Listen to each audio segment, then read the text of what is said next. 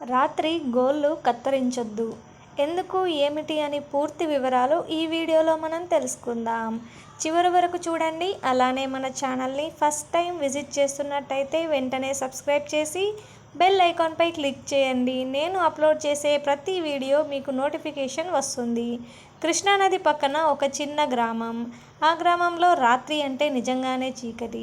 ఇప్పటిలా current లేదు, వీధి లైట్లు లేవు. ప్రతి ఇంట్లో చిన్న నూనె దీపమే వెలుగు. సాయంత్రం అయిందంటే గ్రామం నెమ్మదిగా నిశ్శబ్దంగా మారిపోతుంది.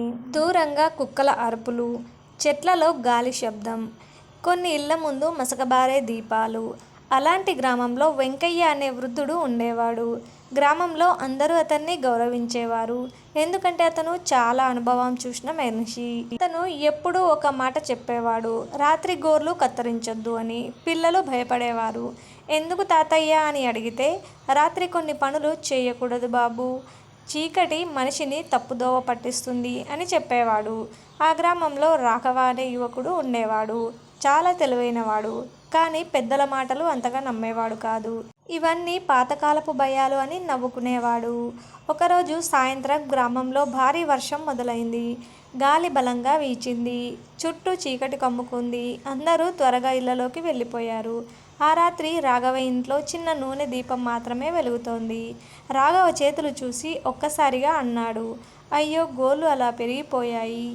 అమ్మ వెంటనే అంది: రేపు ఉదయం కత్తిరించుకో నాయనా. కానీ రాఘవ నవ్వేశాడు. రాత్రి కత్తిరిస్తే ఏమవుతుంది అన్నాడు. అమ్మ భయంగా అంది: నీ తాతయ్య కూడా ఎప్పుడూ చెప్పేవాడు రాత్రి గోర్లు కత్తిరించొద్దని. అవి పాతకాల నమ్మకాలు అమ్మా అని చెప్పి లోపలికి వెళ్ళిపోయాడు. ఆ చీకటి రాత్రి బయట వర్షం ఇంకా బలంగా పడుతోంది. గాలి వల్ల దీపం మసకబారుతోంది. రాఘవ చిన్న ఇనుప కత్తెర తీసుకొని గోలు కత్తిరించడం మొదలుపెట్టాడు. ఒక్కసారిగా గాలి బలంగా వీచింది. దీపం ఆరిపోయింది. మొత్తం గది చీకటిగా మారిపోయింది. అయ్యో రాఘవ అని కంగారు పడ్డాడు. అప్పుడే అబ్బా అని గట్టిగా అరిచాడు. చీకట్లో కత్తెర అతని వేలికి బలంగా గుచ్చుకుంది. రక్తం కారడం మొదలైంది. అమ్మ భయంతో పరిగెత్తుకుంటూ వచ్చింది. చూశావా, అందుకే పెద్దలు చెప్పేది అంది.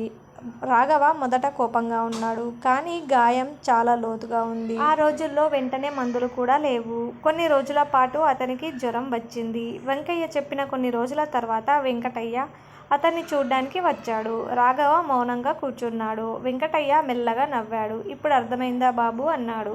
రాఘవ తలదించుకున్నాడు. తాతయ్య, నిజంగానే దరిద్రం వస్తుందా గోలు కత్తిరిస్తే? వెంకటయ్య చిరునవ్వు నవ్వాడు. దరిద్రం వచ్చిందో లేదో నాకు తెలియదు, కానీ పాతకాల రోజుల్లో కరెంటు లేదు.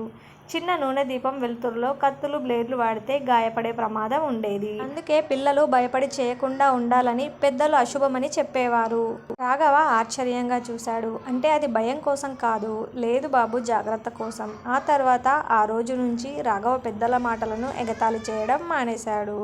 ఎవరైనా పిల్లలు గోర్లు కత్తిరించబోతే వెంటనే చెప్పేవాడు: పెద్దల మాటల వెనుక కారణం ఉంటుంది, ముందు అది తెలుసుకో అని. గ్రామంలో కూడా ఆ కథ చాలా కాలం చెప్పుకునేవారు. రాఘవ గాయం కథ అని.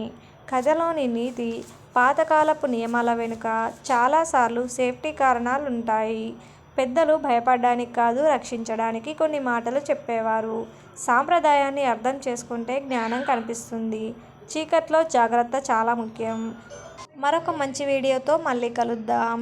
ధన్యవాదాలు.